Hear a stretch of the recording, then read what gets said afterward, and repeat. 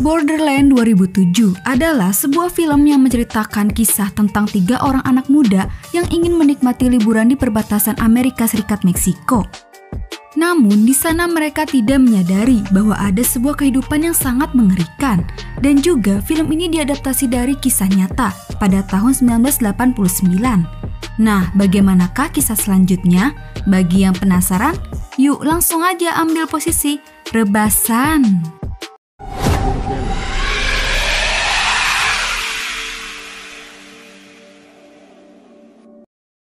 Film dimulai dengan memperlihatkan 2 orang polisi kota Meksiko tengah menggeledah rumah kosong yang diduga milik Santillan, seorang pemimpin kultus aneh sekaligus pengedar narkoboy.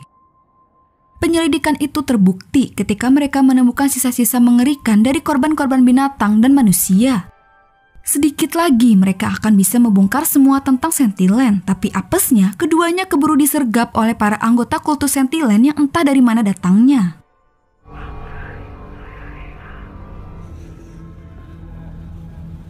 Setelah si botak memberitahu tentang Santillan yang mereka cari, ia pun membuat Ulysses pingsan.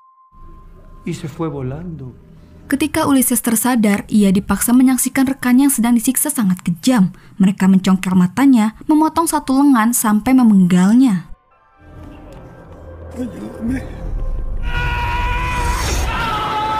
Sedangkan Ulysses lagi hoki, ia hanya tertembak di bagian kaki dan dibiarkan hidup untuk memperingatkan petugas penegak hukum lainnya agar tidak ikut campur.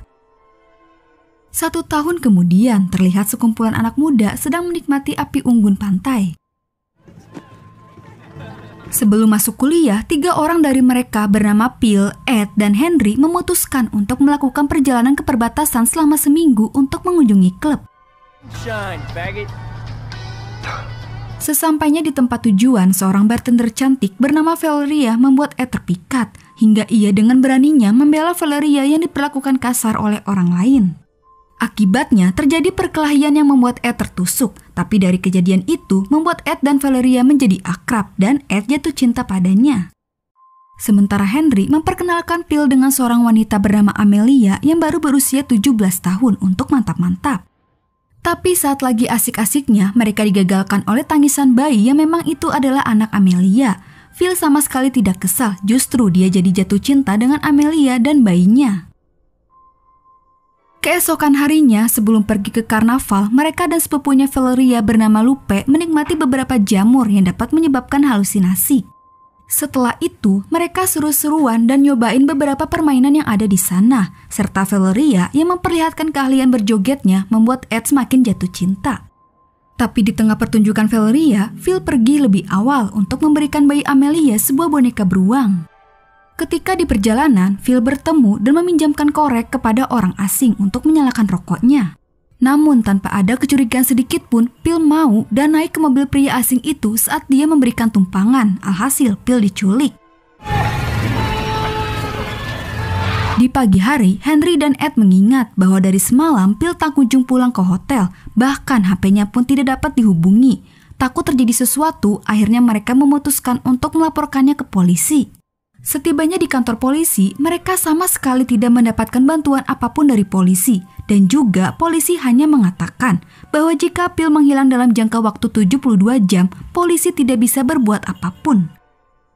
Di tengah kebingungan Ed dan Henry, tiba-tiba muncul Ulysses dengan beberapa bukti kejahatan Santillan yang sudah ia kumpulkan selama ini untuk diberikan kepada polisi.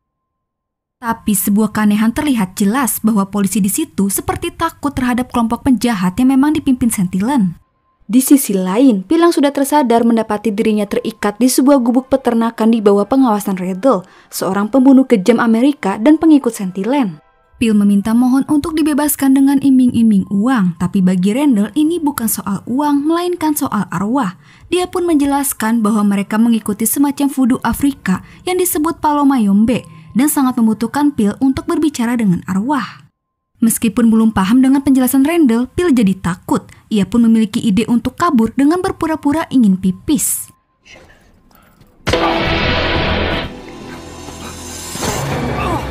Tapi sayangnya usaha Pil untuk kabur sia-sia, dia harus tertangkap lagi. Namun tanpa mereka sadari, dari kejauhan Ulysses diam-diam mengawasi. Tak lama kemudian Santillan datang, dia menjelaskan alasan menangkapnya, bahwa dia memerlukan darah manusia atau tumbal untuk pengorbanan memperoleh kekuatan arwah. Nah, dengan bantuan ritual mistis sesatnya itu membuat mereka berhasil menyeludupkan narkoboy mereka sehingga tidak terlihat oleh polisi perbatasan. Di satu sisi, Henry merasa kesal dengan mobil yang terus saja memperhatikannya. Dan ketika mobil itu lewat, Henry melihat boneka Pil ada di dalam mobil tersebut. Kini sebuah bukti sudah ditemukan. Henry dan yang lain semakin yakin bahwa merekalah penyebab Pil menghilang. Kekesalan Henry semakin bertambah saat keesokan harinya melihat mobil yang sama memperhatikannya lagi. Bermodalkan emosi dan nekat, Henry mencoba memberi pelajaran kepada mereka. Tapi yang terjadi... Saat mereka mencoba untuk menembak yang kedua kali, gagal karena senjatanya macet. Lalu di tempat yang sama, terdapat petugas polisi yang menyaksikan kejadian tersebut. Namun bukannya menolong, malahan mereka pergi, seolah-olah tidak ingin ikut campur. Setelah Henry diobati, Henry menyimpulkan bahwa polisi setempat dan warga kota benar-benar takut dengan orang-orang yang melukai Henry. Di mana hal itu membuat Henry menjadi yakin bahwa Pil pasti sudah tewas, tapi hal itu ditentang Ulysses yang tiba-tiba datang. Dia memberitahu mereka kalau Pil masih hidup dan menjelaskan bahwa Pil dalam bahaya. Dia akan dikorbankan malam ini untuk sebuah ritual sesat Santillan. Jelas hal itu membuat mereka menjadi sangat khawatir.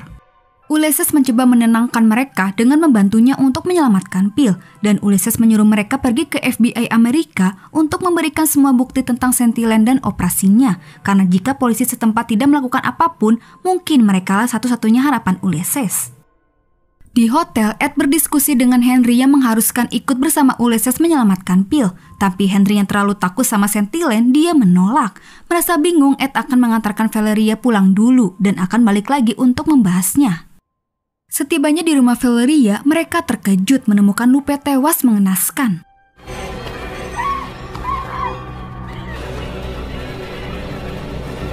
Kemudian Henry yang memilih untuk tetap tinggal mengecek keadaan sekitar hotel yang mendadak mati lampu. Namun tanpa Henry sadari, pengikut Santillan sudah mengintainya.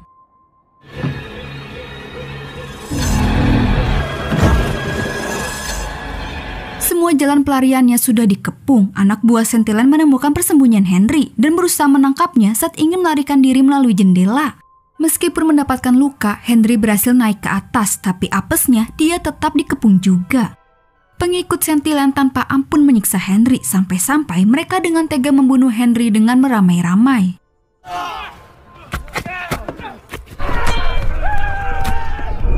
Selang beberapa waktu, Ed dan Valeria tiba di hotel. Terlihat banyak polisi dan sebuah peristiwa telah terjadi, membuat penasaran. Ed mencoba menghampiri.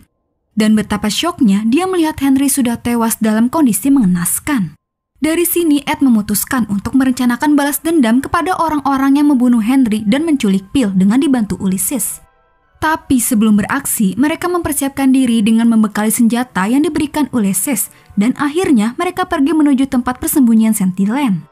Sementara di sisi lain, Santillan dan semua anggota kultus telah memulai sebuah ritual pengorbanan kepada Pil. Mereka menggiring Pil ke tempat yang sudah disediakan.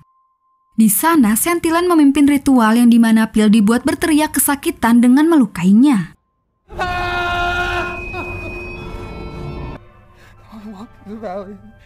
Ketika arwah sudah merasuki tubuh Pil, saat itu juga Santillan mengeluarkan sebuah jimat dari mulut Pil.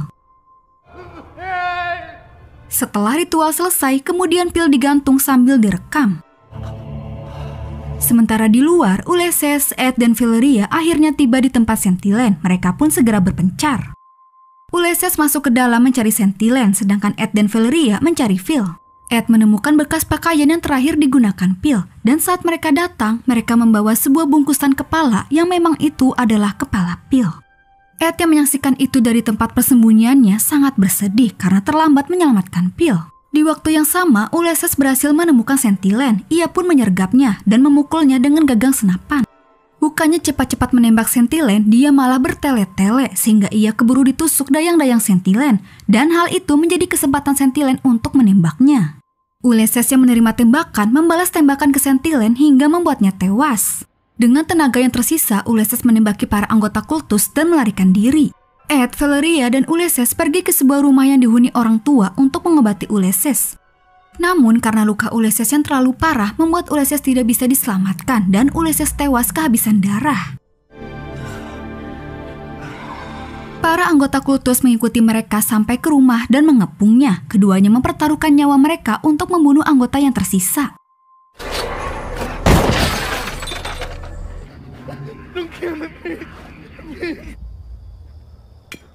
Setelah berhasil membunuhnya, akhirnya mereka memutuskan untuk berenang melintasi Rio Grande yang berjarak 2 km sebelah utara dari lokasi mereka untuk menuju ke perbatasan. Film itu diakhiri dengan penjelasan bahwa beberapa kilo narkoboy ditemukan dalam kontainer bersama rambut manusia dan lebih dari 50 mayat digali dari kuburan massal di lahan peternakan. Sementara melintasi Rio Grande, Ed dan Valeria ditangkap dan diinterogasi oleh polisi Amerika Serikat dan diketahui bahwa beberapa tersangka anggota kultus yang lain masih berkeliaran. Film pun selesai. Ending yang sangat menyebalkan. Secara anggota kultus yang lain masih ada yang tersisa dan berkeliaran, tidak menutup kemungkinan mereka akan berulah lagi di kota lain.